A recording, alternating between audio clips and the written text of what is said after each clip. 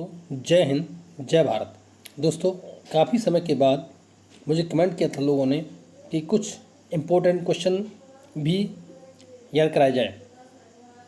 तो दोस्तों, मेरा एक छोटा सा प्रयास है कि मैं कुछ इम्पोर्टेंट क्वेश्चन लेके आया हूँ जो इस प्रकार से हैं। विवाह एवं परिवार नामक पुस्तक जो लिखी गई थी वो लिखी थी के.एम. कपाड़िया के द्वारा। साथ ही अगला प्रश्न है, परिवर्तन की प्रक्रिया जिसमें प्रभु संस्कृति पहले विभक्त होती है और फिर अपनी खोई अविभाज्यता को प्राप्त करने के लिए प्रतिक्रिया करती है, कही जाती है, इसे कहते हैं प्रतिसंस्कृतिकरण। अगला प्रश्न, जब नगरीय जनसंख्या में वृद्धि होती है और संपूर्ण जनसंख्या में नगरीय जनसंख्या का अनुपात स्थिर रहता है तो इसे कहा जाता है नगरीय वृद्धि। इसे कहा जाता है नगरीय वृद्धि। अगला प्रश्न, concept of rituals in modern sociological theory नामक पुस्तक के लेखक कौन थे? सही आंसर होगा S.P. नागेंद्र। अगला प्रश्न, समाजशास्त्र का जनक किसे कहा जाता है?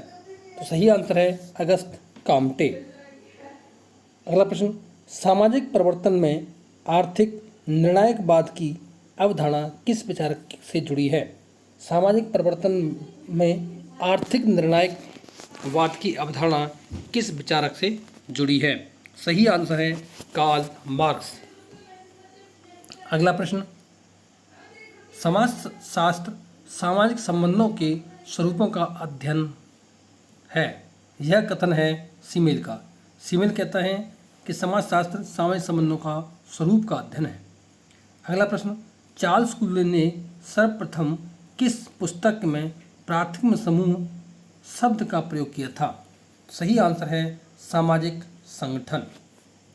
अगला प्रश्न, समुदाय सामुदायिक भावना व्यक्त करता है। अगला प्रश्न, मानव ने मिट्टी के बर्तन का आविष्कार क्यों किया? सही आंसर है द्रव्य संचयन के लिए। द्रव्य संचयन यानी पानी, दूध, घी, ऐसे तरल पदार्थ जो कि फैल न सके, इसलिए उन्होंने मिट्टी के बर्तनों का आविष्कार किया था। द्वितीयक समूह में किस प्रकार की सत्ता होती है? इसे कहते हैं ऐच्छिक। द्वितीयक समूह का संबंध होता है कि हम एक समूह बनाते हैं और उसके अंदर हम हमारी इच्छा के अनुरूप हम जाते हैं, जाए न जाए, ये हमारी इच्छा के ऊपर डिपेंड करता है। अगला प्रश्न है, अंतर विवाह की प्रथा सबसे पहले किसमें प्रचलित थी? सही आंसर है जनजातियों में। अगला प्रश्न, व्यक्ति के सीखे हुए व्यवहार को क्या कहा जाता है? जो व्यवहार व्यक्ति ने सीख लिया उसे कहते हैं संस्कृति। शिक्षक माँ पत्नी के पद के साथ संबंधित भूमिकाओं को क्या कहते हैं? इसे कहेंगे भूमिका पुंज यानी रोल सेट। अगला प्रश्न है, सामाजिक गतिशीलता को समकक्ष या उदग्र में विभाजित करने वाले विद्वान कौन थे? सही आंसर है सोरोकिन। अगला प्रश्न, संदर्भ समूह व्यवहार में मूल तत्व है। सापेक्ष वचन। अगला प्रश्न, सामाजिक परिवर्तन के चक्रीय सिद्धांत के प्रवर्तक कौन थे? सही आंसर होगा स्पेंगलर। सही आंसर है स्पेंगलर। अगला प्रश्न, वंशानुक्रम के नियम से क्या अर्थ है? तो सही आंसर है सदस्य व्यक्ति के रक्त समूह से संबंधित नियम।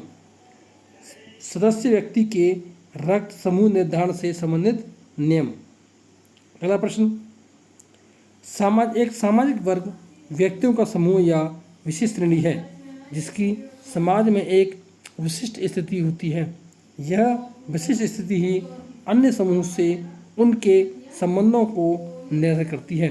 यह कथन किस विद्वान का है? सही आंसर है गोल्डनर। अगला प्रश्न, मूल्य एक धारणा है जो सांस्कृतिक या व्यक्तिगत हो सकता है, जिसके द्वारा चीज़ों की तुलना एक दूसरे के साथ की जाती है। यह कथन किसका है? इसका सही आंसर है H.M. जॉनसन। अगला प्रश्न, सामाजिक घटनाओं के कार्यकरण विशेषण हेतु आदर्श प्रारूप की अवधारणा किसने विकसित की? सही आंसर है मैक्स वेबर। अगला प्रश्न, सामाजिक प्रतिमान या मानदंड किसे कहते हैं? व्यवहार के सांस्कृतिक एवं संस्थागत तरीकों को सामाजिक मानदंड कहते हैं। यद्यपि बहुत पहले से परिस्थिति और भूमिका की अवधारणा साहित्य में प्रयुक्त हो रही हैं, परंतु वर्णन और विश्लेषण के उपयोगी उत्पादन के रूप में इन अवधारणाओं के प्रयोग का श्रेय किसे प्राप्त है? सही आंसर है मानवशास्त्री लिंटन। अगला प्रश्न, समाजशास्त्री गिले एंड गिलिंग्स ने समूह के वर्गीकरण में किस प्रकार और जाति को स्वीकार किया है? सही आंसर है रक्त संबंधी समूह। आत्मसातकरण आवश्यक रूप से एक सामाजिक प्रक्रिया है। आत्मसातकरण आवश्यक रूप से एक सामाजिक प्रक्रिया है।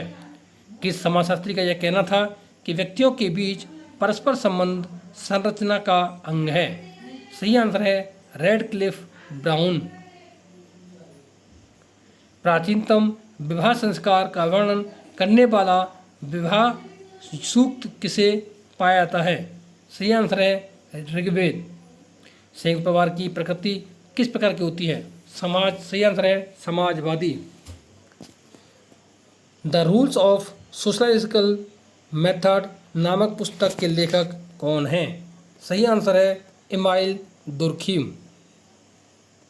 दोस्तों, अगला प्रश्न, आदिवासी समाजों